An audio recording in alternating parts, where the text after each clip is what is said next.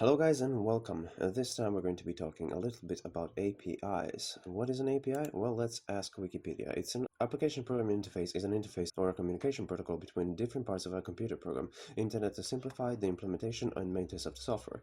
But this sounds way too complex. Let me just show you what an API is. So let's say that you want to get random facts about cats. You can enter a specific website which has a link modification /fact, and once you enter the /fact, every time you enter it generates a new fact. So basically it's like visiting a website that does something for you. In this case, generates a new fact of a cat by every time we enter it. It gives us this. What this is a JSON formatted text, and this text can easily be accessed through our Python. If you take a look at JSON right here, this is basically just fact and length of the fact. So if we enter again, we're going to get a new fact. So this is what an API is. And you can do this for a lot of things. It doesn't have to be text. It doesn't have to be facts about cats. For example, it can be a dog. It can give you a random dog picture. And in this case, you can notice that this is not a picture. It's a link to the picture. So we would have to enter the link through the JSON and then load this up in our request. And then get it with request.content. In this case, it's a dog with glasses. If we request this again, we're going to get link and the link. This time link is going to be different. If we enter it right here, we're going to get a new dog. There you go.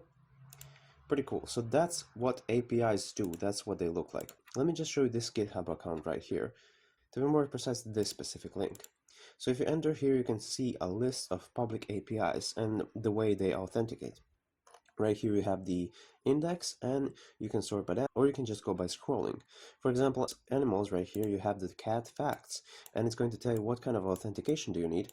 If there is none, that's perfect. If you need the API key, it's basically you register and the website gives you the API key for each user so they can limit their traffic. For example, you can get the API key in like developer options or something like that. Depending on the website, of course. You can get the API for Twitter as well, so you can post random pictures of cats and dogs. If you remember from my old video, if you watch the Twitter bot Python tutorial. And right here you have the HTTPS and you have the course. Now we're not going to get into this right now, but you can actually check this out, any part of this. It can also be anime, anti-malware, art and design, and so on and so on. You can actually generate plots and pie charts with the API by specifying things in the link. You can modify what your API gives you by customizing the link if the API has that option. In this case, we have the random breed, and it will generate the random breed link. But you can also go to breeds list on the dog API, and you can actually specify the breed that you want. So in this case, we have the Affen breed, whatever that is. But let's say I want a Labrador. And so we will actually fetch random images of Labradors. You don't have to do this through this webpage, as I said. You can just copy this whole link. It will not work right now, but yes, of course. So we will have to write, there we go, Labrador, and it will actually generate the lab link. And if you enter this link right here, you will get the image of the Labrador. So let's get started with Python. Let's open up our Python program right here that I wrote. It is actually really, really simple. So this is for getting the random cat fact into your Python. All you need is JSON module, which is pre-installed with Python, and requests, which you don't have installed with Python. You can also use URL lib, but if you want to install them, you're going to press the Windows key and R. It's going to open the new window, and you're going to type in cmd. Then you're going to write pip install requests. I already have this installed, so this is the message I've got. If this doesn't work for you, if you get some sort of errors, the most often issue is not adding pip to path, which means if you write pip like this, the system will not recognize it because it's not added as one of the things that can be executed from the terminal, but you have to go manually find your pip location. So basically, if you didn't add it to path, you can just Google how to add it to path or something like that. So for the text API to get the cat thing, all we have to do is name a new variable and call it request.get and our link.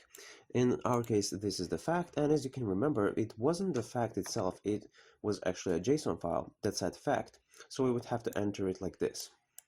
Then we're going to load the text from that. So once you request, if you print this key without loading the text, it's just going to print out the request response. We're going to put this link right here, and I'm going to show you what we're doing right now. So we're entering like this, and we get this. So now simply you can just load this into JSON by using the .text to get all of this and not the response, and then JSON.loads and then your key, which is our variable that was text, so this. So we load this into JSON, and then to enter this fact, or to get this text right here, we're actually going to just have to call a fact from JSON. So what this does is if you call the fact, it's going to give you this fact. So if you call the length, it's going to give you 136. There you go. So now we're going to print fact and our fact. And in front of it, before it, we're going to print fact. So if we run this program right now, we're actually gonna see the fact. The ancestor of all domestic cats is the African wildcat, which still exists today. Well, of course, now you're probably asking yourself why the fact isn't the same. That's the point of the API. It's never going to be the same. Well, hopefully, because if the API is poorly created, it might hit the same, which can be a problem, as I said in the Twitter bot video. Anyways, so that's how you print a fact about a cat. But let's say we don't want to do this right now. Let's say we want to get a picture of a dog and store it on our computer. How are we going to go about that? Well, here is how. First, we're going to print out getting the picture. Then we're going to request the link, this one right here. But once you request this, you don't get the dog itself, the dog image. You actually get the link to the dog image. So every time you enter this, it generates a new link.